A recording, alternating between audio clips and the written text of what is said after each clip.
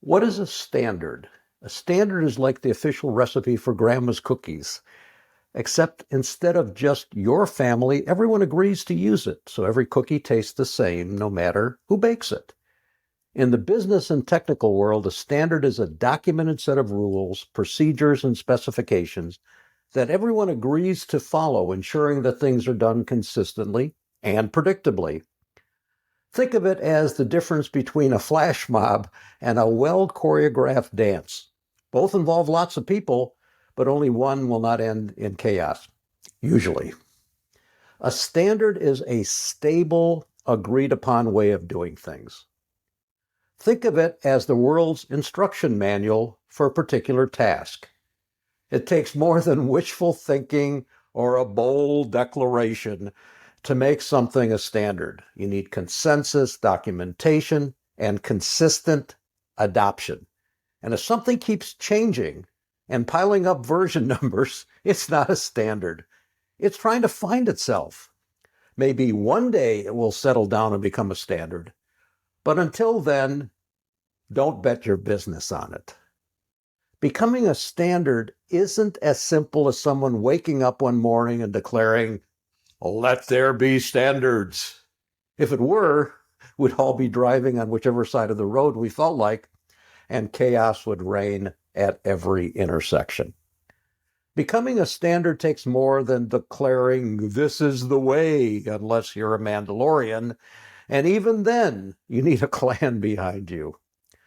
For something to become a standard, it usually goes through a process. Here's how the real magic happens. The process involves, first, identifying a need, the aha moment. It all starts when someone, an industry group, a company, or even the public spots a problem or an area where everyone would benefit for doing the same thing the same way. Maybe it's remote health monitoring or how to have plugs fit into a socket. Number two, gather the experts, the Avengers Assemble stage. A working group forms packed with experts, stakeholders, and anyone with a vested interest in the topic. These aren't just random folks. They're the ones who make the ins and outs and know the ins and outs, and sometimes the outs and ins. Three, study and draft. The let's write this down step. The experts research, debate, and draft exactly how the process, product, or system should work. This draft is the first attempt at capturing the best way to do things. 4, build consensus. The can we all agree test. The draft gets reviewed, sometimes torn apart and rebuilt. The goal is to reach consensus through analysis, not fatigue. This step can require as much diplomacy as a family holiday dinner. 5, public review. The let's see what the world thinks phase. The draft is shared with a broader community for comments. Anyone can chime in, from industry giants to that one person who always finds a typo. 6, approve and finalize. The seal of approval after considering feedback, it's ready for the real world. 7, publish and promote. The roll out the red carpet. The standard is published and promoted so everyone knows it exists. Organizations, manufacturers, and service providers start using it and becomes the new normal. So how does something become a standard? Agreement. Multiple parties, companies, organizations, or committees agree that a certain way of doing things work best for everyone. Documentation. The process or specification is written down in detail, so everyone knows exactly what to do. No winging it allowed. Adoption. The standard is put into place and practiced, and everyone follows it, leading to consistent results. Simply put, shouting, "This is the standard," from the rooftops doesn't make it so. It's like calling yourself a world champion without winning a match. Nice try, but the rest of the world has to agree. Now, why version numbers and constant changes don't make a standard. If something keeps changing and has version numbers flying around like confetti, version 1.0, 1.1, 1.1.1, 2.0, 3.1.59, it's not a true standard. It's a moving target. Standards are all about stability and consistency. If every time you break, the rules change, then nobody can rely on it to get the same results every time. Standards are stable. They don't change every Tuesday or whenever someone feels like it. Version numbers mean change.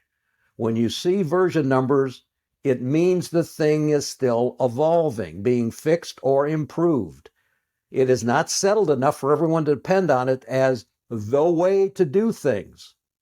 Consensus is key. For a standard, everyone needs to agree what it is. If it keeps changing, nobody knows what to agree on. So if you're working with something that has more versions than a Hollywood reboot, it's not a standard. It's a work in progress. Or, as your technical friends might say, it's still in beta forever. In summary, why it takes more than just declaring a standard? Simply declaring this is the standard is like putting a crown on your cat and calling it the king. Without a formal process, nobody else is likely to follow along. True standards emerge. Otherwise, you just have a suggestion with delusions of grandeur. In short, a standard is born from a real need, shaped by experts, hammered out through consensus, polished, and only then officially adopted. It's a group effort, not a solo act. Think orchestra, not a one-person kazoo band. Turning an idea into an official standard is about almost like organizing a potluck dinner for a very picky extended family. Everyone wants their favorite dish on the table, but you need to agree on the menu everyone can eat without food fights. You cannot have 80 groups developing a standard. Imagine if everyone at the potluck brought their own version of the standard potato salad. Suddenly, you've got 80 different recipes. Everyone wants their ingredients to be included, and nobody knows which one to eat. In the world of standards, too many cooks definitely spoil the broth, the potato salad. Now, here's why. Fragmentation. If 80 groups are each working on the standard, you end up with 80 standards, which is just a fancy way of saying there's no standard at all. This defeats the whole purpose of having a standard, which is to create consistency and interoperability. Everyone is expecting their voice to be part of the standard is the problem with 80 different groups working on it. Confusion and complexity. Multiple competing groups working on the same standard make it hard for anyone to know which one to follow, leading to confusion, wasted effort, and products that just don't work together. By the way, diminishing returns. You know that research has shown that increasing group size beyond a certain point actually makes it harder to reach agreement and identify the best solution. Too many options can draw out the right answer, and the likelihood of convergence drops as the number of options increases. What we want is consensus through analysis rather than fatigue. But it becomes impossible.